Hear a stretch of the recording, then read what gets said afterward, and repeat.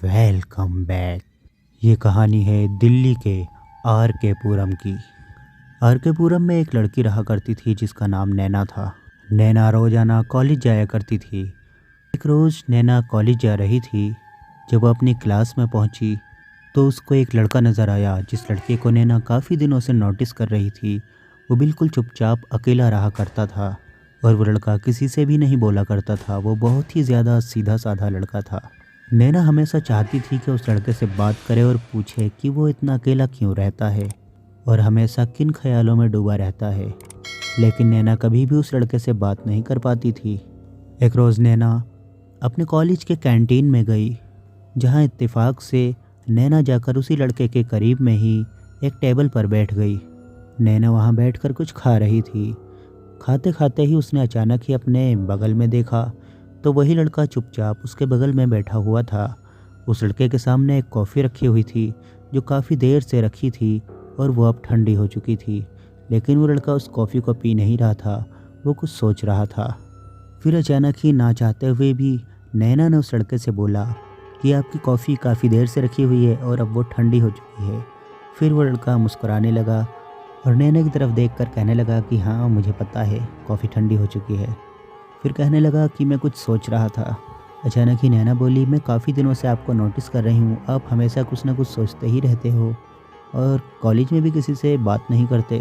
आगे इसके पीछे क्या वजह है कि तुम्हारा कोई फ्रेंड भी नहीं है? फिर वो लड़का बोला कि कॉलेज में मेरे बहुत सारे फ्रेंड हैं, जब वो मुझसे बातें करते हैं तो मैं भी उनसे बातें करता हूँ, लेकिन जब वो मेरे पास नहीं होते तो फिर मैं अकेला बैठा रहता हूँ और फिर मैं क्या करूँ, मैं कुछ ना कुछ सोचने लगता हूँ।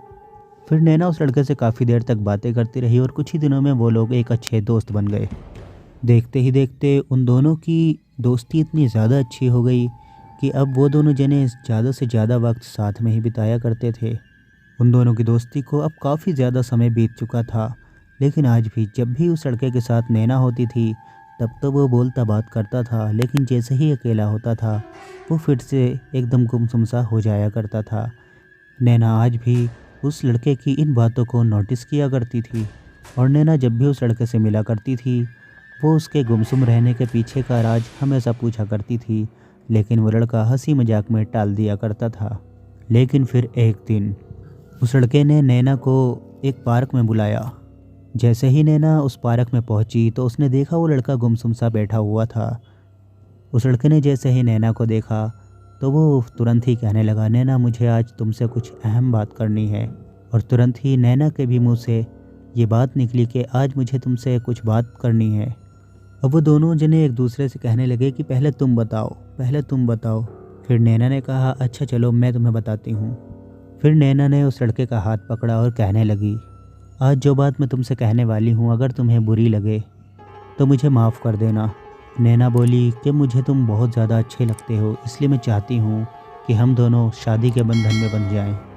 इतना कहना ही था कि उस लड़के के आंखों से आंसू निकलने लगे। धीरे धीरे सिसक सिसक कर वो लड़का रोने लगा और कहने लगा, नैना ऐसा कभी नहीं हो सकता। फिर नैना कहने लगी, ऐसा क्यों नहीं हो सकता? उस लड़के ने कहा, यही बात बताने के लिए तो आज मैंने तुम्हें यहाँ बुलाया है। फिर उस लड़के ने नैना से कहा, मैं जो भी कुछ कहने वाला हूँ मुझे पता है मेरी बातों के ऊपर तुम्हें बिल्कुल भी यकीन नहीं होगा, लेकिन मेरे जाने के बाद तुम इन सारी बातों पर यकीन कर लोगी। फिर वो लड़का कहने लगा, मुझे पता है नैना, तुम्हें मेरी आदत सी हो गई है, तुम मेरे बगैर नहीं जी सकती हो।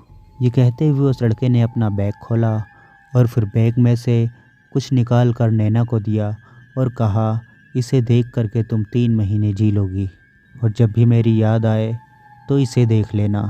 फिर उसने नैना को एक पासपोर्ट साइज फ़ोटो दिया अपना और फिर कहने लगा, नैना मुझे जाना होगा और अब आज के बाद हम दोनों कभी नहीं मिल पाएंगे। और नैना, तुम पूछती थी ना कि मैं हमेशा गुमसुम क्यों रहता हूँ, मैं क्या सोचता रहता हूँ, तो मैं यही सोचता रहता था कि एक दिन मुझे जाना है ये सब छोड़कर। और यही सब बातें कहते हुए वो लड़का नैना के पास से चला गया और नैना उससे पूछती रही कि तुम कहाँ जा रहे हो, कुछ तो बता के जाओ। लेकिन उस लड़के ने कुछ भी नहीं बताया, बस यही कहा कि 3 महीने तक बस तुम यही देखकर मुझे याद करती रहना। फिर लगभग 2 ही घंटे के बाद नैना को खबर मिली कि वो लड़का एक कार एक्सीडेंट में मर चुका है। नैना तुरंत ही एक हॉस्पिटल में गई उस लड़के को देखने। तो उसकी डेड बॉडी देखकर नैना शॉक हो गई और सोचने लगी कि कहीं वो अपने मरने के बारे में तो बात नहीं कर रहा था, यानी कि उसे पहले से पता था कि वो मरने वाला है। लेकिन ऐसा कैसे हो सकता है, किसी को कैसे पता चल सकता है कि वो कितने दिन के बाद मर जाएगा। अब नैना उस लड़के की तस्वीर देखकर और उसके दिए हुए गिफ्टों को देख देख कर रोया करती थी। उसके घर वालों ने भी नैना को बहुत समझाया, लेकिन नैना किसी की भी नहीं सुनती थी। अब वो भी उस लड़के की तरह एकदम गुमसुम रहने लगी थी। नैना के घर वाले भी बहुत ज़्यादा परेशान रहने लगे थे नैना की तरफ से, लेकिन अब नैना किसी से भी बात नहीं किया करती थी और ना ही कॉलेज जाया करती थी। देखते ही देखते उस लड़के को गए हुए 20 से 25 दिन गुजर चुके थे। अब नैना के दिमाग में एक बात घूम रही थी कि आखिर वो लड़का ये क्यों कह रहा था कि तुम 3 महीने तक मेरी तस्वीर को देख करके मुझे याद कर लेना, उसके बाद क्या होने वाला है। इन बातों को सोच कर नैना बहुत ज़्यादा बेचैन रहने लगी। आखिर उसके कहने का मतलब क्या था कि 3 महीने बाद क्या होने वाला है, क्या 3 महीने बाद वो वापस आ जाएगा। नैना के घर वाले भी देख रहे थे कि आजकल नैना बहुत ज़्यादा परेशान रहती है और बहुत ज़्यादा बेचैन सी रहती है। इसलिए नैना के पिताजी नैना को एक बहुत ही बड़े डॉक्टर के पास ले गए जो दिमाग का इलाज किया करता था। जब नैना वहाँ पहुँची तो नैना ने डॉक्टर साहब से कहा, डॉक्टर साहब मैं कोई बीमार नहीं हूँ और ना ही मुझे कुछ हुआ है। फिर डॉक्टर ने पूछा, तो फिर तुम इतना ज़्यादा गुमसुम क्यों रहती हो और ऐसा क्या सोचती रहती हो जिसकी वजह से इतनी परेशान हो तुम। फिर नैना ने डॉक्टर साहब से पूरी बात बताई कि वो लड़का उन्हें कैसे मिला और किस तरीके से वो लड़का उन्हें छोड़ कर के गया। और फिर नैना ने बताया कि डॉक्टर साहब, जब वो लड़का जा रहा था तो उसने मुझसे एक बात कही कि मेरी ये तस्वीर देख करके मुझे 3 महीने तक याद कर लेना। तो मैं वही सोचती रहती हूँ कि आखिर उसने 3 ही महीने क्यों कहे, आखिर 3 महीने के बाद क्या होने वाला है। अब नैना की ये बात सुन कर के वो डॉक्टर भी बहुत ज़्यादा सोच में पड़ गया और नैना के घर वाले भी इस बात को सोचते रहते थे कि जब उस लड़के को ये पता था कि वो भी मरने वाला है, तो कहीं ना कहीं इन 3 महीने के बाद कुछ ना कुछ तो होने वाला है। फिर एक दिन वो भी आया जब 3 महीने पूरे हो गए।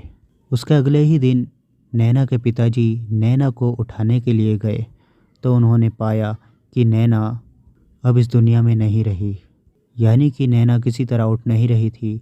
नैना की सांस बंद हो चुकी थी। जब डॉक्टर ने